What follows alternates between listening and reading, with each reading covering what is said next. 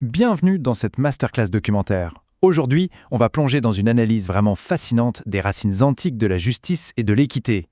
On ne va pas juste faire un petit survol historique rapide, non. Le but de notre exploration, c'est de décortiquer à la loupe les textes fondateurs qui ont littéralement façonné notre façon moderne de concevoir le droit. Alors, préparez-vous parce qu'on va aller chercher les détails là où tout a commencé. Voici le plan de route de notre voyage intellectuel. On va commencer par les origines de la justice, faire un arrêt prolongé sur le fameux Code de Hammurabi, puis on découvrira le concept de Misharam, avant de passer à la perspective d'Aristote, pour enfin conclure sur ce que tout ça nous laisse en héritage aujourd'hui. Première étape, les origines de la justice. Pour bien piger leurs lois, il faut d'abord qu'on se plonge dans le monde polythéiste de l'ancienne Mésopotamie. Imaginez un peu l'époque. Dans l'Antiquité mésopotamienne, il n'y avait absolument aucune frontière entre la volonté des dieux et le tribunal de votre quartier. Prenez Shamash par exemple, le dieu du soleil. La logique était simple. Comme le soleil voit absolument tout depuis les cieux et illumine même les coins les plus sombres, Shamash était vu comme le garant ultime de l'ordre et de la justice sociale. Dans les textes anciens, on le décrit très souvent avec une scie d'élagage à la main. Pourquoi ? Eh bien pour trancher le bien du mal, tout simplement. Il était celui qui écoutait les opprimés, les veuves et les orphelins. Et c'est là que ça devient dingue, quand on fouille les textes sumériens et akkadiens. Bien avant notre ère, la Mésopotamie avait déjà posé des bases de ce qu'on appelle aujourd'hui l'état de droit. L'analyse des documents nous montre 4 piliers ultra précis. 1. Une vraie séparation des pouvoirs entre l'Assemblée et le roi. 2. Une procédure équitable où la punition doit vraiment correspondre au crime. 3. Le recours à une loi écrite pour protéger les plus faibles. Et 4. L'obligation de fournir une justification rationnelle si jamais on devait s'écarter de cette loi. Du coup, ça nous amène à un vrai débat. Est-ce que les rois utilisaient ces lois divines juste comme une propagande géniale pour asseoir leur pouvoir ? C'est une façon de voir les choses. Mais de l'autre côté, les sources nous disent que, pour les Mésopotamiens eux-mêmes, la justice, ce n'était pas juste de la politique. C'était perçu comme une vérité objective, un moyen direct de s'aligner sur la volonté des dieux pour que le monde humain reflète l'ordre de l'univers. On passe à la deuxième section. On va s'intéresser au monument juridique le plus célèbre de toute l'Antiquité en plein cœur de Babylone. On parle ici d'un document majeur érigé vers 1750 avant notre ère. Si on regarde de très près cette stèle massive en diorite noire, le bas-relief au sommet dit absolument tout. On y voit le roi Hammurabi, debout, tout humble, face au dieu Shamash, assis sur son trône. C'est loin d'être juste de l'art. Le message politique est redoutable. Hammurabi ne sort pas la loi de son chapeau.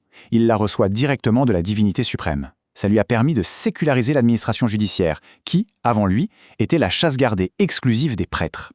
Et voici le chiffre qu'il faut retenir, 282. C'est le nombre exact de lois gravées en cunéiforme sur ce bloc de plus de 2 mètres de haut. Et ça va loin, croyez-moi. Ça couvre absolument tout, du salaire d'un simple ouvrier jusqu'aux pires erreurs médicales. Prenez l'article 196 par exemple, qui illustre la fameuse loi du talion, le célèbre œil pour œil, dent pour dent. C'était d'une précision chirurgicale au point de prévoir l'exécution d'un constructeur si la maison qu'il venait de bâtir s'effondrait sur ses habitants. Autant dire que la marge d'interprétation des juges était quasiment nulle. Et c'est justement là qu'on touche à la grande contradiction de ce texte. Dans l'introduction du code, Hammurabi assure que les dieux l'ont choisi pour que le fort n'opprime pas le faible, pour protéger la veuve et l'orphelin. C'est super beau, une vraie déclaration de justice sociale, non ? Mais quand on gratte un peu et qu'on regarde comment le pouvoir était structuré, on se rend compte que ce code servait aussi à consolider son empire de façon assez implacable. Ça permettait d'unifier tous les territoires conquis sous une seule loi super rigide, tout en confirmant que la noblesse restait bien au-dessus des autres.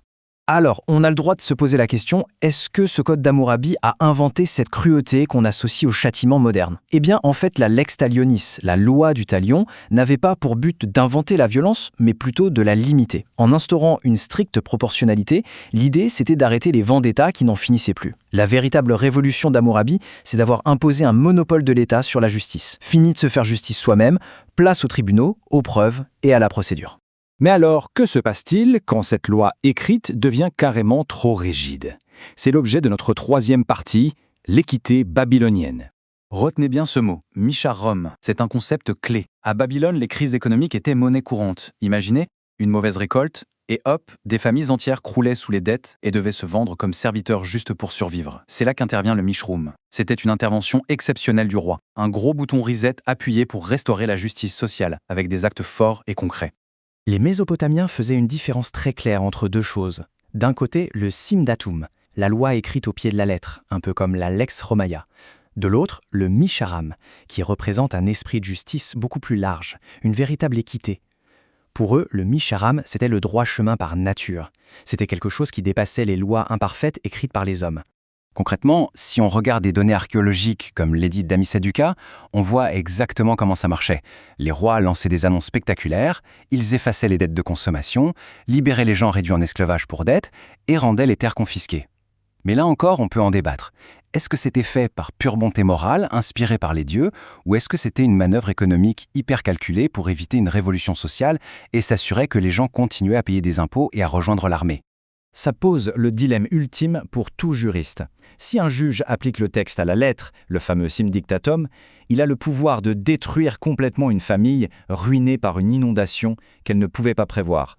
Pour éviter cette catastrophe, les Babyloniens utilisaient le misharum. Ça leur permettait de court-circuiter une loi humaine qui avait des failles pour revenir à l'intention originelle des dieux, qui se voulait bienveillante et juste.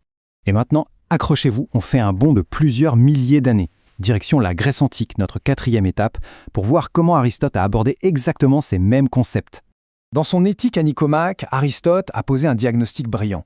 Il a réalisé qu'une loi, par définition, c'est fait pour s'appliquer de manière générale. Le problème, c'est que la vie des gens est remplie de cas particuliers d'imprévus. Donc forcément, toute loi générale finira par créer une injustice terrible si on l'applique aveuglément à une situation inédite que le législateur n'avait jamais imaginée. C'est inévitable. Pour régler ce problème, Aristote utilise une métaphore architecturale absolument géniale, la règle de Lesbos. Sur l'île de Lesbos, les bâtisseurs n'utilisaient pas une règle en fer, toute droite et super rigide. Ils utilisaient une règle en plomb, qui pouvait se tordre et épouser la forme irrégulière de chaque pierre. Aristote dit que l'équité, ça doit fonctionner exactement pareil.